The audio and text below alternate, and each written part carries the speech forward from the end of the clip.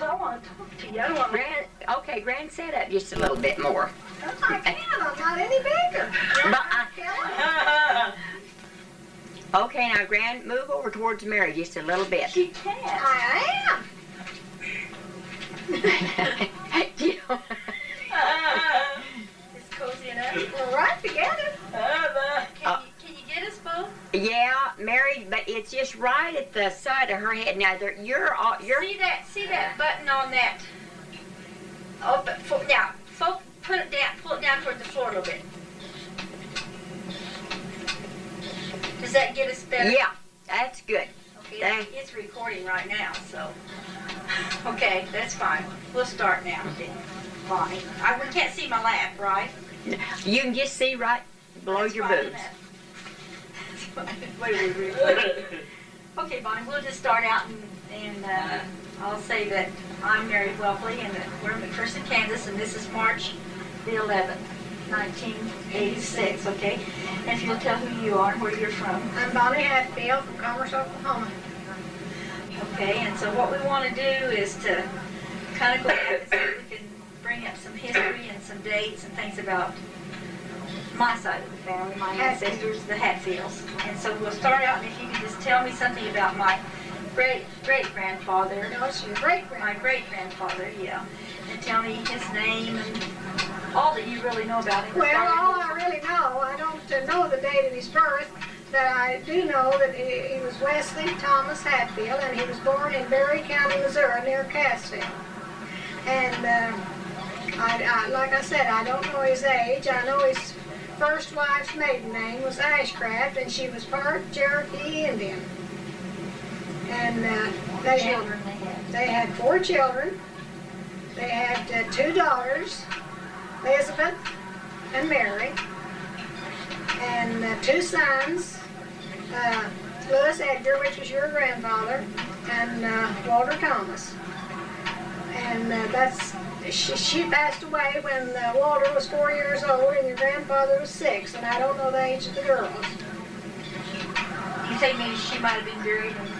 I imagine she was probably buried either in Anderson or in Berry County. Anderson is in McDonald County, and then Cassville's right there by it in Berry County.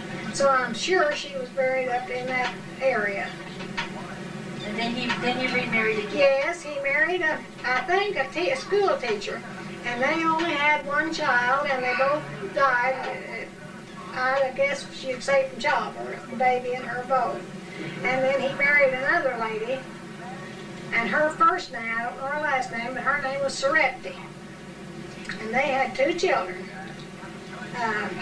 Netta, N-E-T-T-A, and Saul. And of course, I don't know when she passed away, and I don't know when, well, let's see, I'd say your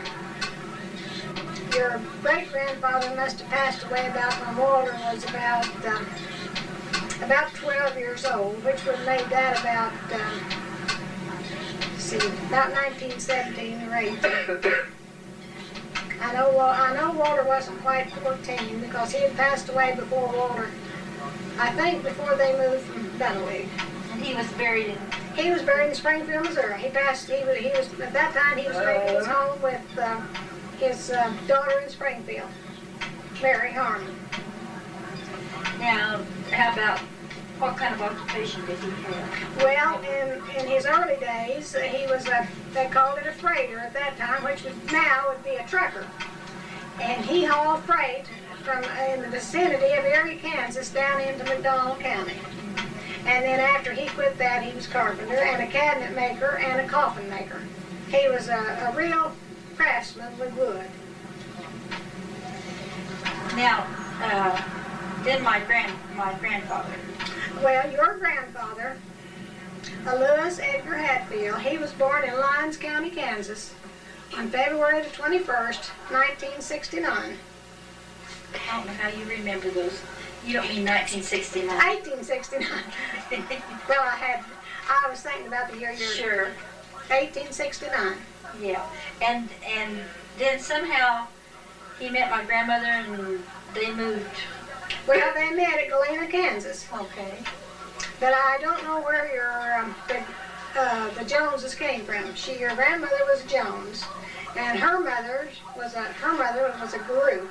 And I don't know her name, but your grandfather's name was Andrew Jackson Jones.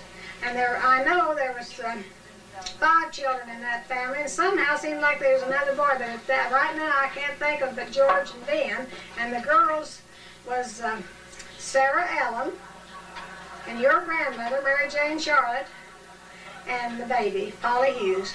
Do you know when my grandmother was born? Yes, April the 4th, 1869. That's okay. You already said that, I think, yeah. And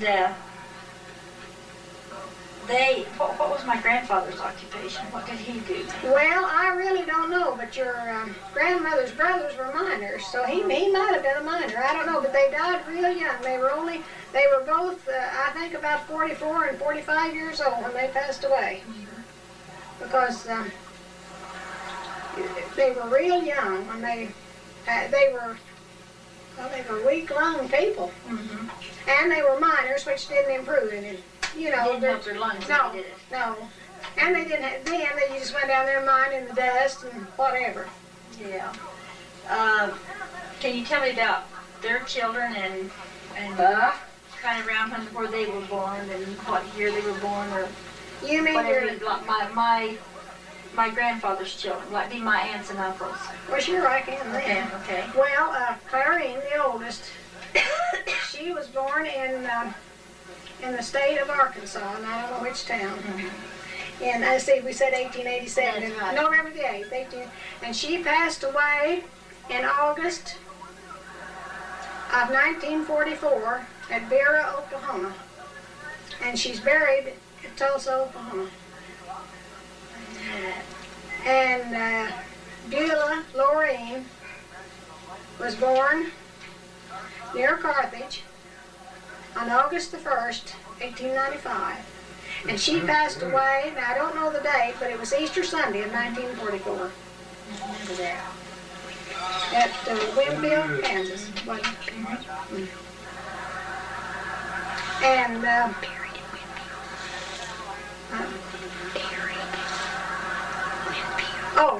And she's buried at Winfield, Kansas. Yeah, okay. And then the next child, a boy, I think he lived to be about 2 years old. I'm not sure.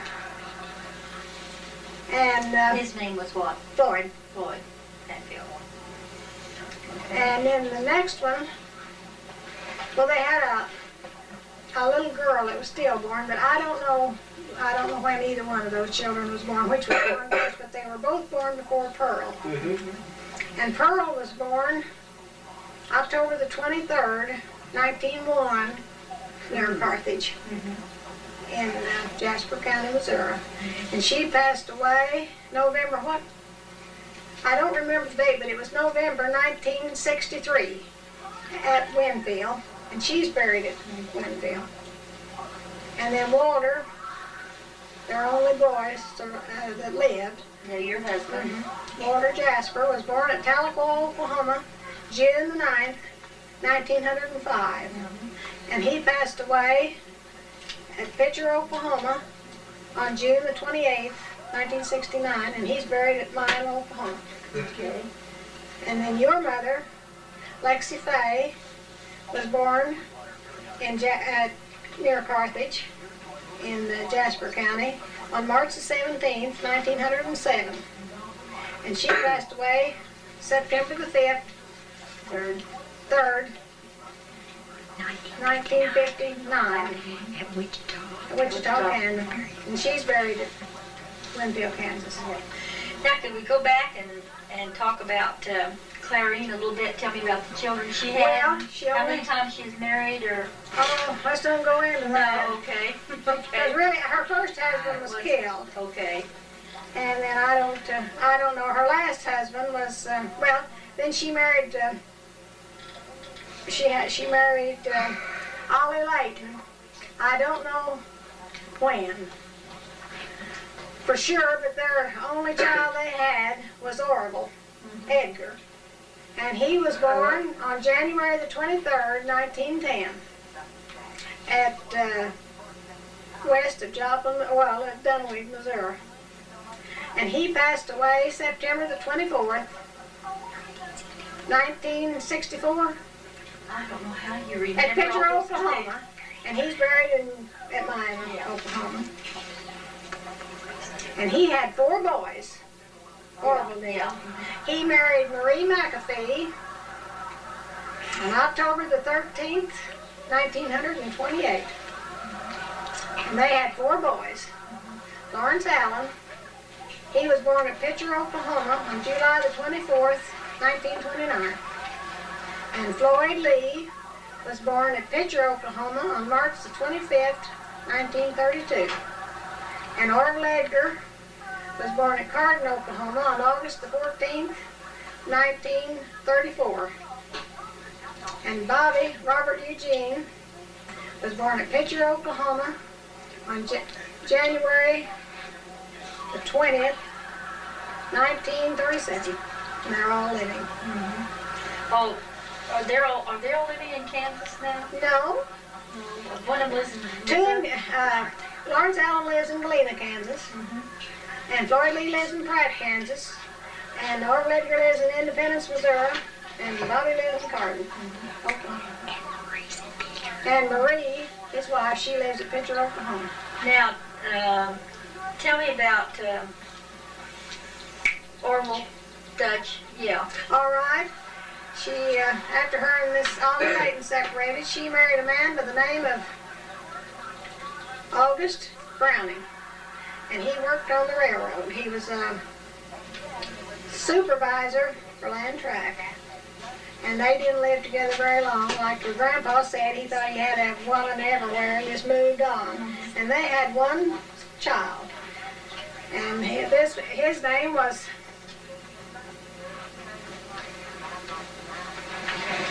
let's see, Lloyd. He changed it to Charles, didn't he? But it was Lloyd Curtis. And he was born the 31st day of August, 1912. So he's just that much younger than me. Mm-hmm. Now, And he passed, he passed away in California, but I don't know when. It's been about, well, he was 63 when he died. Oh, he married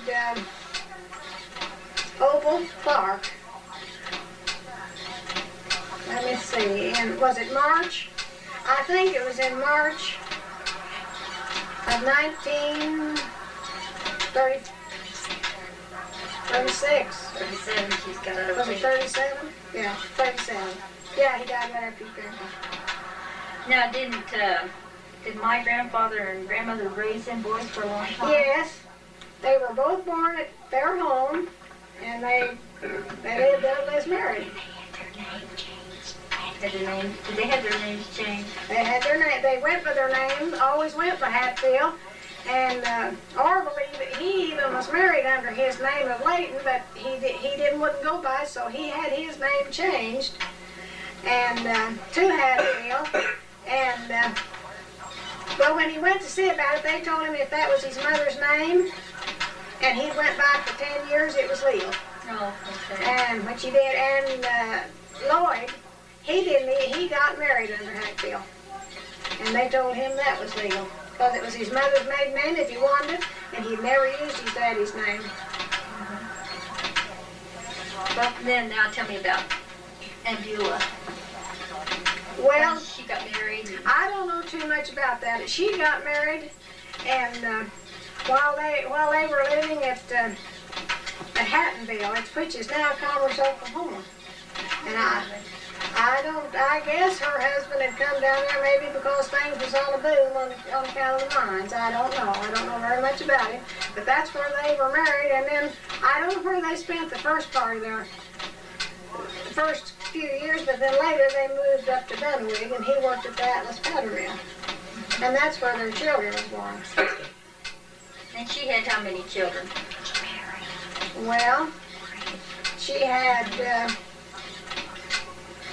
Thelma and Johnny and Eddie and Eugene, Mabel, Pearl, Walter, that's 7. Then she was divorced from him and she married Ray Scott, and they had Ruth. Let's see, they had Ruth, and they had Tommy. Then they had the little boy, but I don't remember what she named him. And then she had the last one at Winfield, Kansas in 1933, Bonnie, and she's buried at, Bonnie's buried at Winfield, and the little boy that passed away is buried at Seminole. What about And the Ruth? little Ruth, she's buried at Miami, at GAR. Now, who's next? Aunt Pearl? Aunt Pearl. Okay.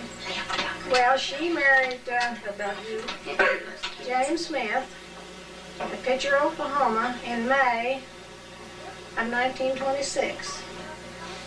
And they had a child in February of 1927, stillborn, and he's buried at Miami.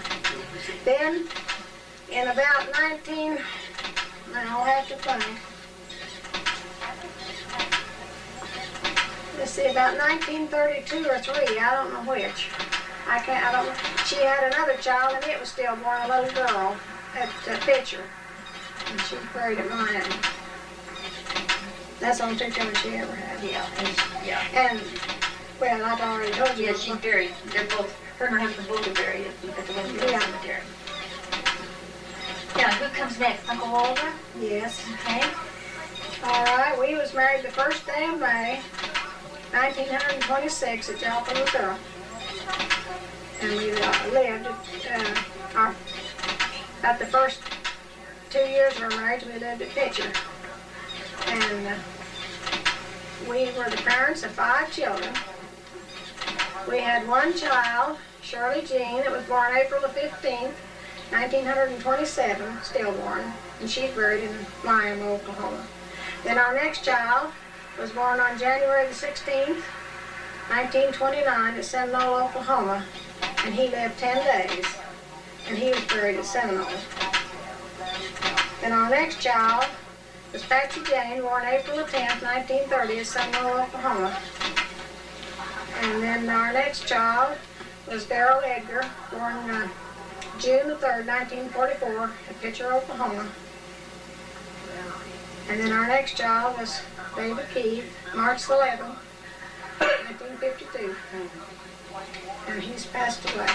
And he's buried at Miami. Him and Uncle Walter were both buried in Miami. And Darrell lives in Carden, Oklahoma with his family of 3 children. And he married Jane Testerman on October the 10th, 1965. And they have 3 children. Darrell Walter, he was born September the 23rd, 1967, in Miami, Oklahoma. And Joy Elizabeth was born March the 10th, 1970, in Miami, Oklahoma. And Dane Allen was born August the 4th, at Miami, August the 4th, 1973, at Miami, Oklahoma. And Patsy never had any children, and she lives at Commerce, Oklahoma. Now, I guess tell about my mother. Yeah, your mother. Well, your mother married Fred Franklin Darnell, and I don't know just exactly when, but right after Pearl and Jim was married. Do you know how they met? No. Yeah, no, I don't. Pearl met Jim because she worked at a boarding house, but I don't know how you... At the drugstore. Well, they probably did meet at a drugstore. They either met at a drugstore or at a church, I'm sure, in Pitcher. What did my father do? He was a miner. What was Uncle Walter's job? At that time, he was a miner. But he went to farming later on. Well, he went to the oil fields first and worked until the Depression, and then he started to farm, and then later on he worked in the mines, and then at the time of his death, he was a truck driver for the county. And your daddy was Fred Franklin Darnell. And I don't know his age, but let's see, when did he passed away in 1929? He was 26, so he must have been about 23 when him and your mother was married. And was she 19 or 20? 19, because she's 20 when you was born, wasn't she? I think that's right. And then, of course, you know they. Ark City. Well, oh yes, he passed away at Ark City. I'm sure it was January the 9th, 1929. I know it was January 19, and I think it was the 9th. And he's buried in Miami, Oklahoma.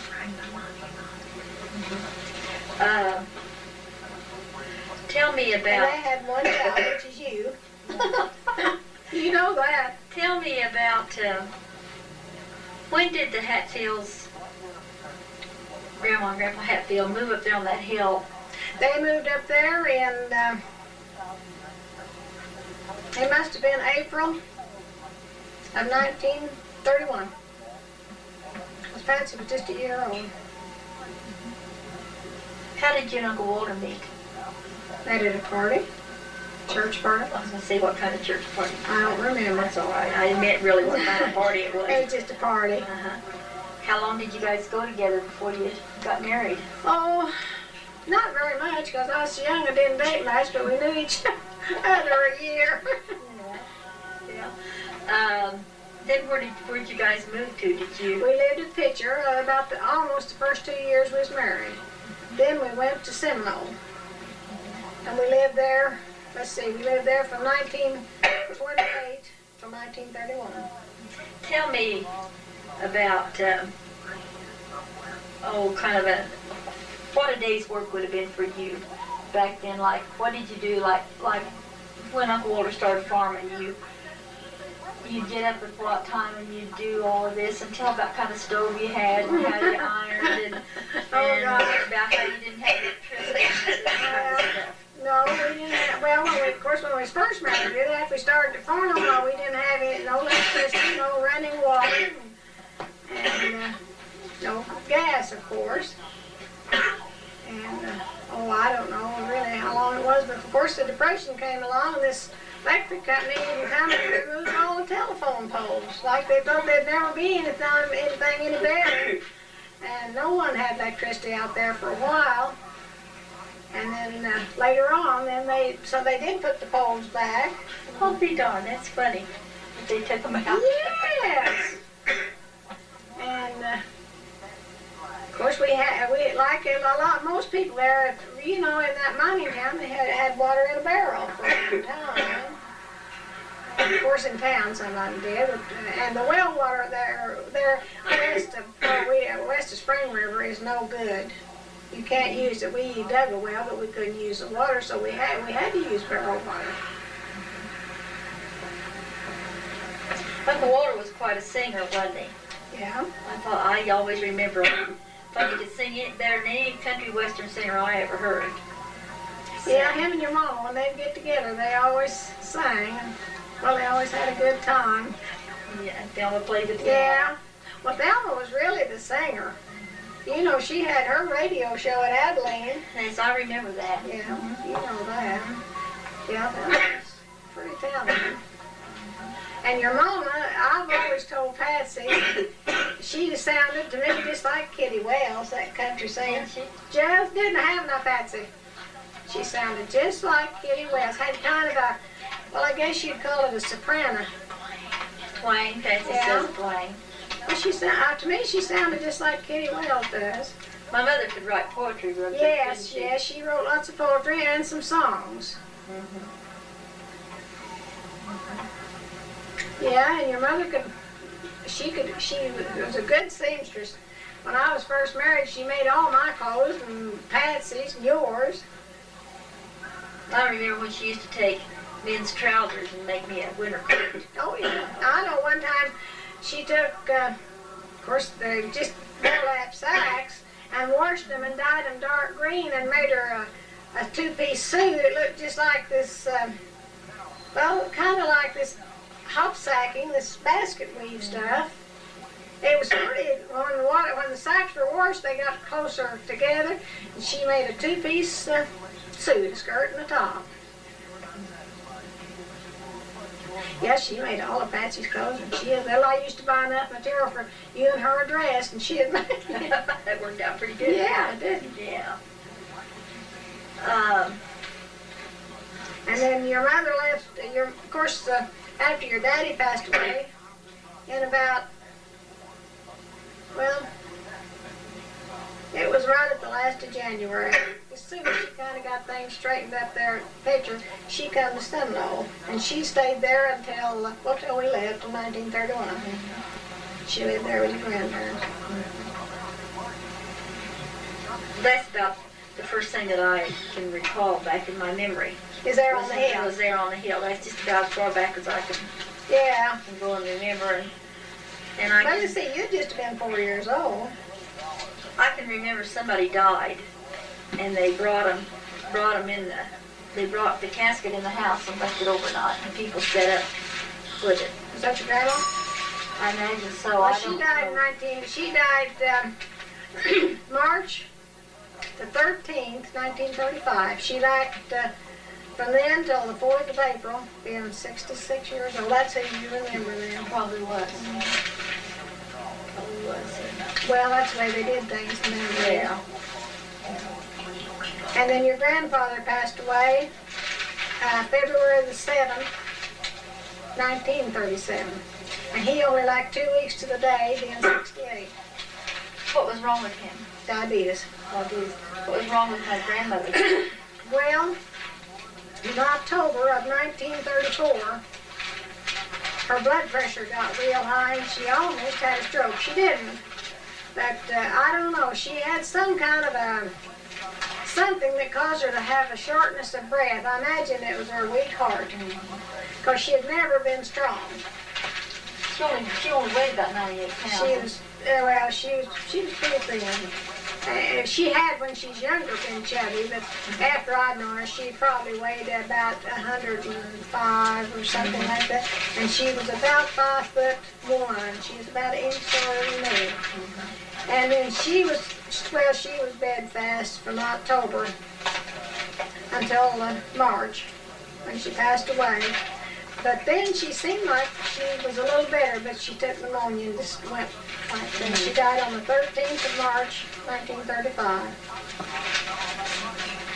I don't think we talked about, and we're back there, about nationalities. Did we bring that? Well, like I said, your grandfather would have had to been Irish, and his mother was part Indian, and your grandmother was French Canadian, because she had told me that. And she looked the part. She was dark and had real black, wavy hair. She could sit on it. And she wore it sometimes in a French braid and had it up on, never had her hair cut. And your grandfather, of course, he didn't show he's Indian, but his father did, because he was dark. He was surely some Indian too, but I know your great grandmother was. And that was Cherokee. Cherokee.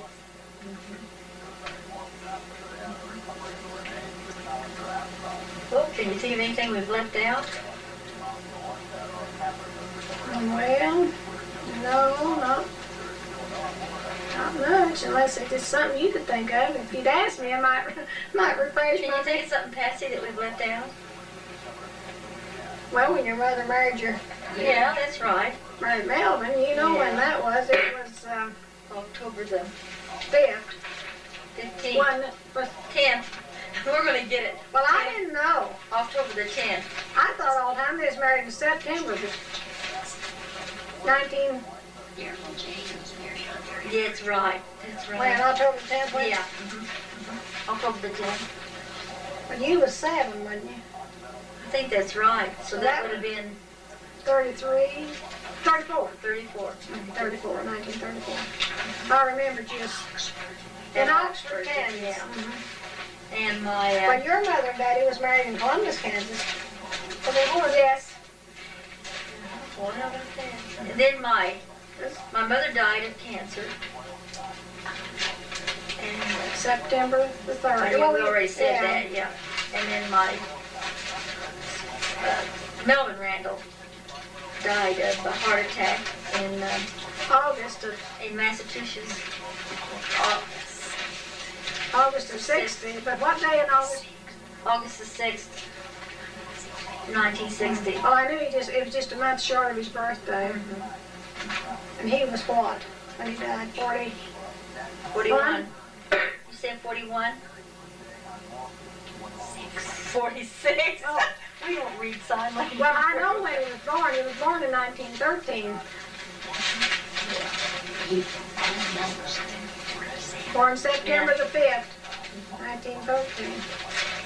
In Oxford, well, near in Sumner County. I don't know just where. And of course, they didn't have no children. Then I got married in August the 31st, 1947. We, to Robert Edgar Whelpley from Coldwater, Kansas. At the time he was attending Kansas State College, and then in 1949 we had one son that was born in Manhattan, Randall Arthur Whelpley. And in 1957 we had a son, Kevin Kent Whelpley, that was born in Wichita, Kansas, that has a double cleft palate and lip, and also severely mentally retarded. I was going to ask you about that, about handicapped people in the background on my side of the family. And I said, as far as I knew, the only one I had told you about was Ned Hatfield Smith.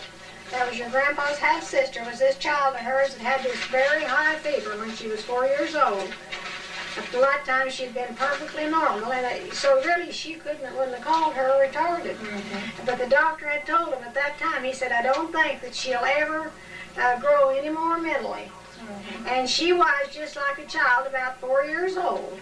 Of course, she lived to be 88. She's only been dead, hadn't she, about 5 or 6 years. And of course, her mother was Meta Hatfield, and her father was Robert Smith, and she was born at Anderson, Missouri. And she had one sister older than her, and I don't know her age. I don't know either one of them, but when they were born. And Saul and his family, I don't know who he married, but his family consisted of 3 children. He had a boy, Guy Hatfield, and I think he's still alive, I don't know, and a daughter, Edith, and a son, Saul, the baby. But he died when he was real young. He was a barber at Neosho, Missouri. And then Walter Thomas, that was your grandpa's only brother. I mean, this other one was a half-brother. He was a miner, and he died at Pitcher. Well, he might have died in mine, I don't know, but he had lived in Pitcher. And he died in the summer of 1927. And he's buried at Galena, Kansas in the Empire Cemetery. And then, of course, he hadn't lived with his wife in years. They separated when their family was young, and neither of them ever remarried. And they had 2 children, May, and her husband's name was Bob Brown, and she was just about the age of Beulah. And they had 2 children. No, they had 4 children. Bob and May did. Let's see, they had a boy Melvin, a girl Dina, and I don't know the other 2 children's names. Of course, they're both gone. And then they have a boy, Orvie Thomas Hatfield, that lives in Miami, Oklahoma now. And he was born in January 1905. He was the same age as Walter. Let's see, we talked about the Hatfields and the McCoys, and you thought that. Well, yes, your grandfather said they were related to the Hatfields from Kentucky, which would have made them related to the Feuders. They have lands. Is there any kind of tradition that's been handed down that you know of? Well, no, I don't know, but one thing I didn't mention, your grandfather, he fought in the Civil War, but I don't know which side. He lived in Missouri, so. That's interesting. Yeah. And he was a Mason, and I don't know if he had any church affiliations or not. Yeah, that's right. We talked about that a Yes, little he bit. belonged to the Masonic order.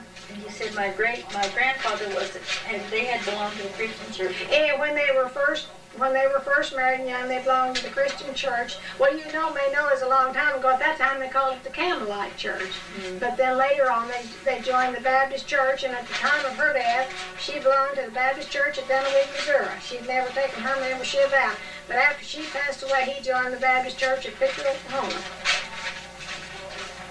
But they attended all those years in there. After they came back to Pitcher, they attended the Free Will Baptist Church right there at Pitcher. I guess because I did, and they're at Orville's wife.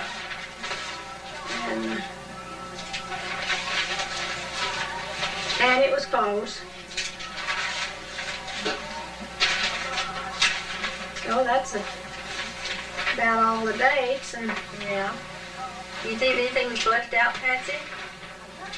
Come on that camera and push that on that side of the camera. On the there's a little button to push. It says, "No, you're looking wrong. It's headed toward me. Look toward me." Now down that bar that's sticking out there. There's a button. No, up. Your hand way up. Now come up toward me. Now down. Now up. Little teeny ways and right straight forward. There's. Go. Yeah, push that button now, turn it off for a few minutes. No, on the right, like this, there's a little round button there. Yeah, push it, yeah. Does the red light come on? Yep. Okay, now start back and tell me about the time when my dad died in Arkansas City and the story you just told me about coming back in the car. Oh, it was, after your mother got down sick, was there in, Wichita, and I used to go out there so many weekends. And I talked to her just an awful lot, and I know she told me things that she just never had mentioned before, but I guess she knew she was bad, and she told me about your own daddy, Fred, and about when they were there in Ark City, and it was so bad, and he got sick right after Christmas, and then he passed away, of course, right after the first of the year, and she said it was icy and snowy, and of course my folks I wasn't even born. They were down in Seminole, and what they call him then, the undertaker, he came up there, Norval Green from Pitcher, and a lady that he was dating, Madeline Beckham, they came up in just a two-door car. It was a T-model, and of course your daddy was already gone, and the roads was icy, and there was just no way to get him back, but they laid boards, Aunt Lexi said, from the dash to the back seat, and put your daddy on these boards, and she said me and Mary rode in the back seat. Of course, I'm sure that Madeline rode in the front, scooted over with them, and I just thought so much at the time, what a trip. And, they didn't make that trip like I do now, in about 2.5 hours to Ark City. And there they was, and she said we didn't have anything, didn't know anybody, and they're just going back the picture, and there really wasn't anybody there because they was all down at Seminole, her family. But I thought about that so much. Of course, it wasn't, it was the year that she passed away that she told me all that. They lived there on Bailey. Mm-hmm. And a lot of times when we'd go get her at the hospital and bring her home, a little bit that afternoon, and she told me, well, and one thing too, your daddy would probably could have come back up to Pitcher, but he either had his foot broke or something. He was on crutches. Well, and that was just about the time Jackie was born, just within a few days that he was born, and then she talked about Uncle Sam, and she said, Patsy, of course, then I never had been married. Mm-hmm. And everybody thought I ought to get married, and I don't think Aunt Lexi thought I ought to, because she said one time somebody was rid of me, and she said, you leave her alone, and just let her do what she said, if she's happy. And she told me, she said, I had 2 good husbands, but she said, neither time that I got married did I want to get married. Mm-hmm. She said, She said, I was glad after I got married, but she said, I just really didn't want to get married neither time. Mm-hmm. But she said, don't rush her. Mm-hmm. And I was 29 years old then, but I wasn't in a hurry to get married. Mm-hmm. Still wouldn't be. I waited 34 years, and I waited that much longer. Well, it's just like Patty Lane told me, you know, she said some people wasn't made for marriage. That's right. That's And she right. said Patsy would stay single so long and had her good job and a new car, and she said she was independent, and that made it harder for her for anybody to get along with her. Well, I had Daryl David too. That made quite a bit of difference.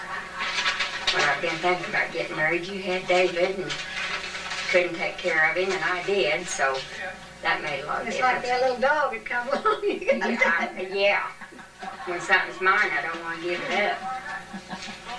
Well, tell about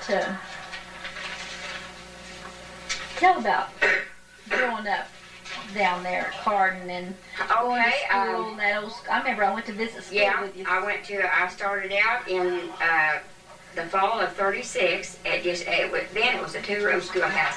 We had the little room, which was grades 1 through 4, and then we had the big room, which was the 5th through the 8th. And we really thought we had done something when we got in the 5th grade. We was in the big room.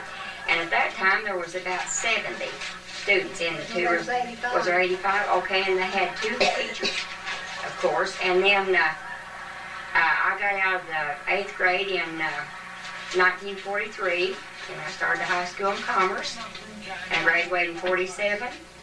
And then I got out of there and I went to NEO at Miami, and I graduated from there in the spring of 49. And I worked at Color Research. It was they processed color film, and they did a lot of work for the military. And then in the winter of 1950, the Korean War was going pretty strong. It was hard to get color film except for government. And they closed it down except doing strictly military work, and they did, for the cement and oil well. They did that for the Halliburton Oil Welding, oil company over in western Oklahoma and there in Texas. And so they just kept one man and an office manager, and then they had salesmen on the road. And so they just folded up, so to speak. That was in December of 50. And then the 5th of January, I applied for a job at Miami at the B.F. Goodrich plant. Well, I'll take that back. That's the day I went to work. I applied in December.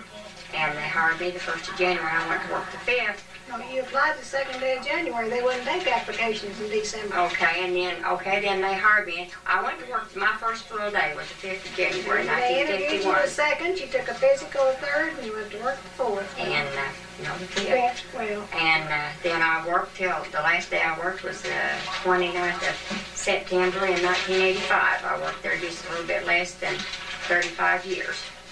And I was 55 in April, so I did get out on retirement. But going back, like you said, when I was a kid,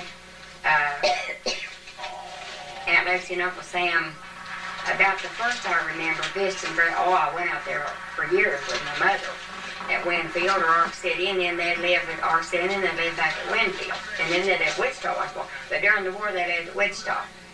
And I'd get on the train at Miami. That's when they had passenger service, and I'd go to Olathe.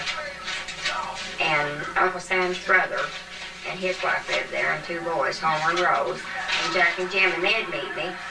And then Aunt Lexi and Uncle Sam would either come over and get me, or Homer and Rose would take me to Kansas City and put me on the bus, and I'd go on to Manhattan. But then, even before that, when they lived at Wichita, I used to go out on the train, and every summer, they lived out at Plainview, and Uncle Sam worked for Boeing, and that was Aunt Lexi, and Uncle Sam had that bad wreck, and she was crippled in that one leg, but she kept Shirley, Mabel's girl, and I really had a good time, and Mary and I, we'd go to the Blue Moon, and that was something, because back where I lived, they didn't have them, and Uncle Sam could make a rag doll dance, and follow him. And he could make anybody dance. Didn't make no difference. They had 2 left feet. And he was something else. All the Randalls were, but he was something special. And that was my buddy, was Aunt Lexi. And I'd stayed till they made me come home. And then when Mary decided to get married, I didn't want her to. I didn't like Robert. And why I didn't was because he had married, not because he was Robert. But they had a great, big, pretty wedding in Manhattan, Kansas. And I think it was 117 degrees the day they got married. And they got married at 9 o'clock in the morning, because it's either early in the morning or late in the afternoon, because they couldn't get to church because of the church service on Sunday. And she had 6 bridesmaids. And I mean, it was one of them great big ones. It's one of them that you don't ask the wife how much you spent on. No, you never ask how much you spent, because you know it's too much. So now I imagine a wedding like that, it probably cost $7,000 or $8,000. You know what it cost them, but it was a whole lot. And, that was the first time I'd met Robert before then, but I met Robert's folks then. Met his brother, Don. He's passed away since then. And met a lot of his folks and friends from Coldwater.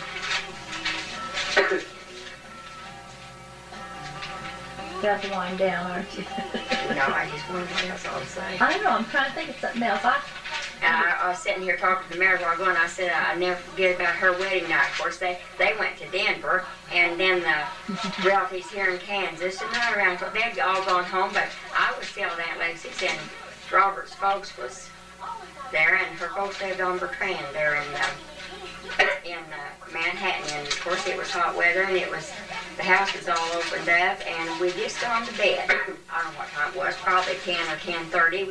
We just got, the house was real quiet, and all at once we heard a real thud, and then I heard somebody laugh, and the Whelpleys were in Uncle Sam and Aunt Lexi's bedroom, and Aunt Lexi and Uncle Sam were sleeping in Mary's bedroom, and I was in the van in the living room, and the bed in Aunt Lexi and Uncle Sam's bedroom had broken down with Robert's folks, and his mother was just real embarrassed.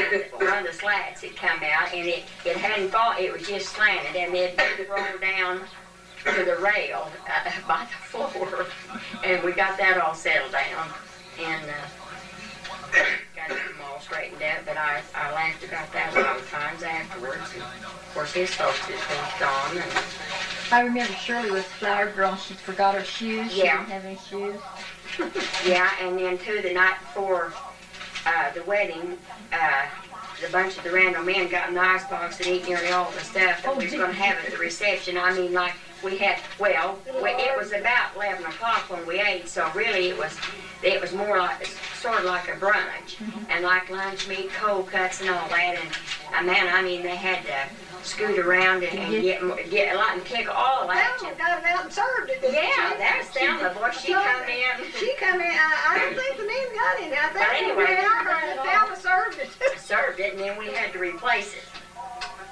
But, and I remember Uncle Sam, when they was there, and he worked at Waters Hardware, and Colleen Berry, was one of Mary's bridesmaids, is her daddy, and Uncle Sam would come home at noon for lunch, and he'd eat just real quick, and then he'd usually lay down. And Mr. Berry would always call this, and one day Uncle Sam was sound asleep, and he'd just sleep maybe 15, 20 minutes, but he could nap and then get right up and go on back. And the phone rang, and he sat right up, but he was sound asleep, and he said, tell him I'm already gone, tell him I'm already gone. And it was Grant Berry. Was,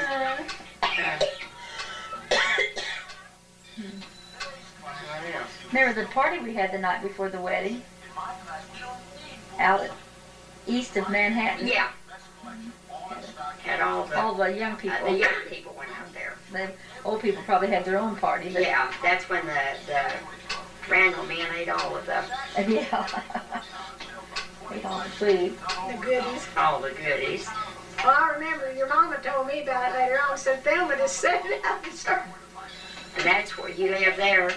When you got married, that's where they lived so long, and they had Sally, the little old dog that lived to be about 17 or 18, I think. And when Uncle Sam would drive up, Aunt Lacey would say, Sally, there's your daddy. And she'd run to the door and bark. And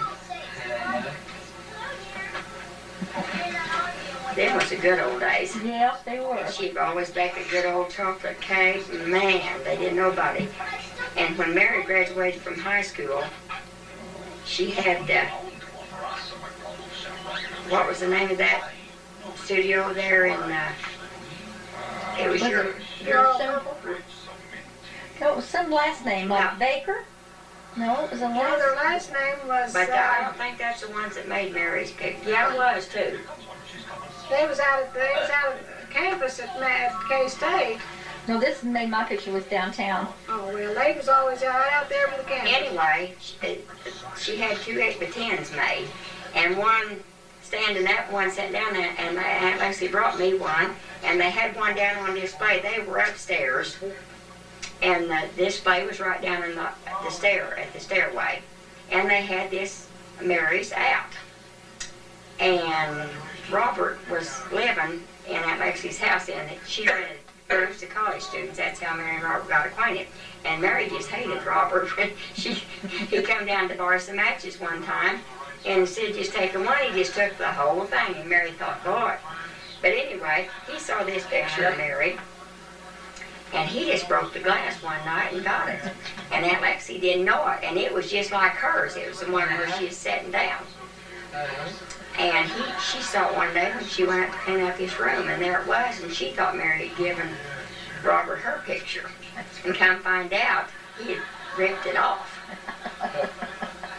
That's when he was young and Hold foolish. that evidence against him. Now you've got it on tape.